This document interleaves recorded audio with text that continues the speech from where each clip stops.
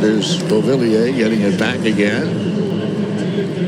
Slides back through center ice into Buffalo territory. Now wheeled across in front of the net. The shot, they score!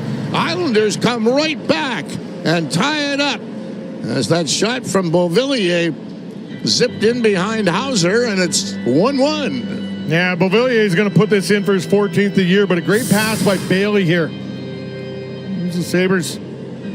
Kind of two-man and Bailey over there. Jokiharju and Cousins. And Dahlin was tied up with a man on the other side. The problem right there was you got to have a head on your swivel there. Dylan Cousins can't take that man. Leave that man for your defenseman, who was Bailey.